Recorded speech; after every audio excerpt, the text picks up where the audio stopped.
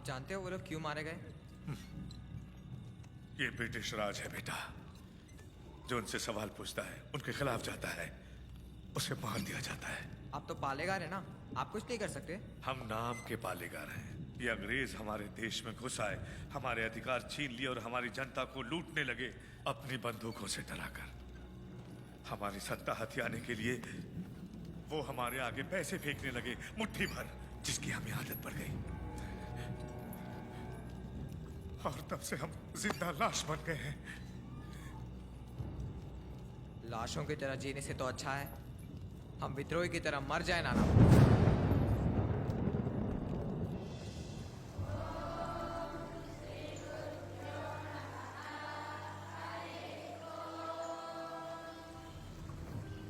सुना है आपने पूरे देश का भ्रमण किया है?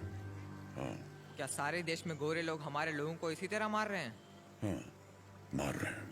तो हमें भी उन्हें मार देना चाहिए ना?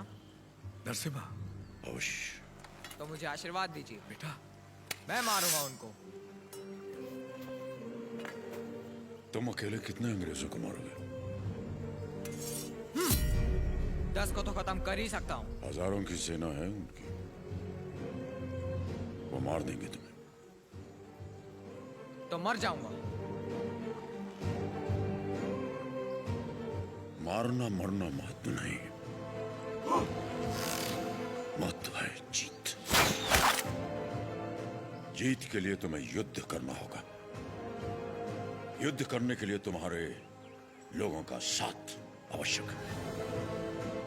उनका साथ तभी मिलेगा जब तुम वही अग्नि उनके अंदर जला पाओगे जो तुम्हारे हृदय के अंदर है। स्वयं युद्ध बनना होगा।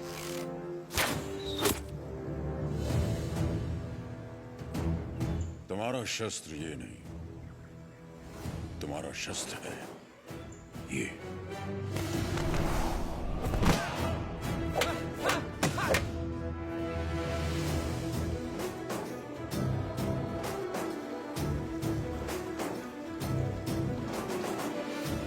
तुम्हें पहले स्वयं पर विजय प्राप्त करनी होगी। सबसे पहले ईस्ट इंडिया में ब्रिटिश कानून लागू किया जाए। छोटे इलाकों से शुरू करके धीरे धीरे समय के साथ पूरे इंडिया में इसे फैला दिया जाए। मौजूदा टैक्स 300% बढ़ा दिया जाए। और इस तरह ब्रिटिश साम्राज्य ने भारत पर कब्जा कर लिया। वो बड़े अफसर जिनका अकेला मकसद भारत को लूटना था, उन्हें ऊंची कुर्सियों पर बिठाकर हमारे देश भेज दिया गया।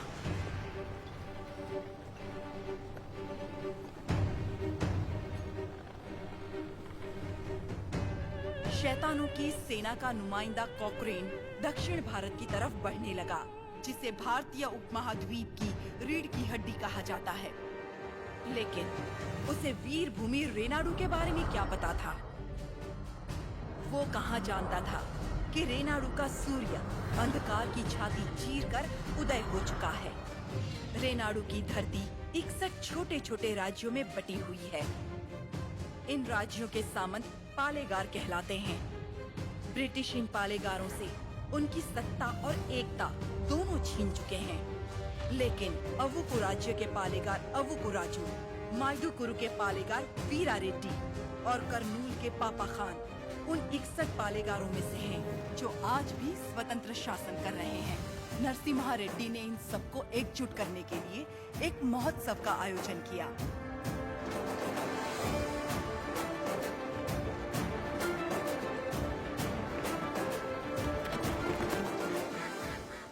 स्वामी, मेरा बेटा नरसिम्हा अंग्रेजों की इच्छा के विरुद्ध ये महोत्सव कर रहा है, क्या वो सफल होगा?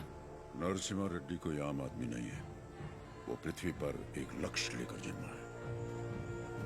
एक हाथ में तलवार और दूसरे हाथ में वेद के साथ उसका पालन हुआ।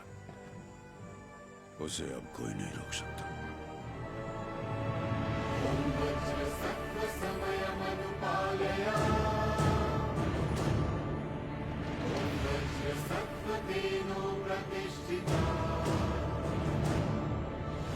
विद्रोही में भवः, शुतोष्णो में भवः।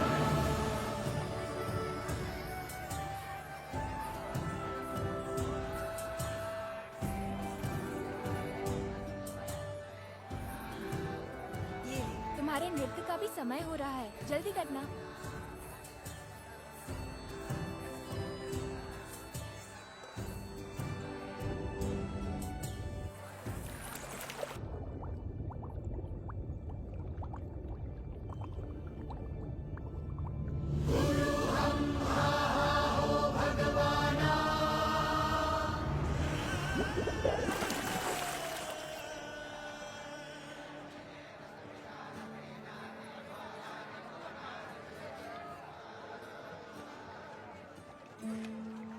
क्या हुआ बेटी? हाँ, स्वामी जी, अंदर कोई है? अच्छा, वो महोत्सव से पहले सरोवर में रहने वाले संगमेश्वर स्वामी की स्तुति करने की प्रथा है। हाँ, लेकिन इतनी देर पानी में? जल में सांस रोकने की विद्या जानने वाले एक महापुरुष हैं, मज्जारी नरसिम्हा रेड्डी जी।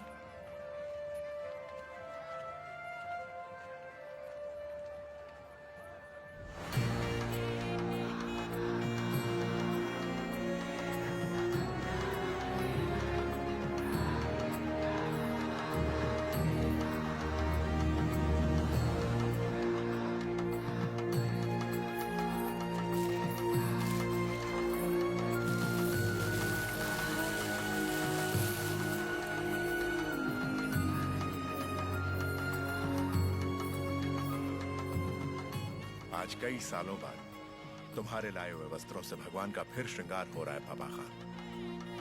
ये हमारे भाई नरसिम्हा रेड्डी की महिमा है कि अंग्रेजों का बंद करवाया हुआ ये उत्सव फिर से शुरू हो गया। या अल्लाह, इस जश्न को किसी की नजर न लगे, सब मिलकर दुआ करो।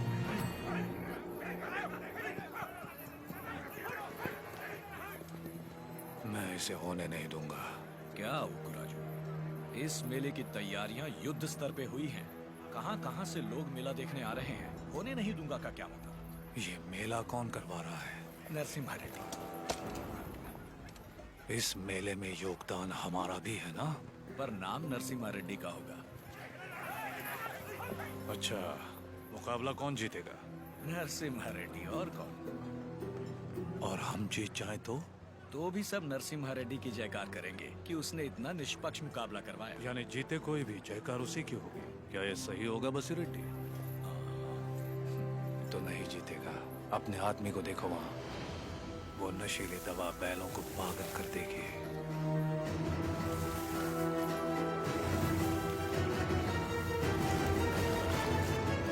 नरसिम्हा रेड्डी हो या फिर भगवान नरसिम्हा ही क्यों ना हो, ये मुकाबला कोई नहीं करवा सकता। बोलिए रेड्डी, दवा और ज्यादा मिला दो। ये मुकाबला क्या महोत्सव ही नहीं होना चाहिए।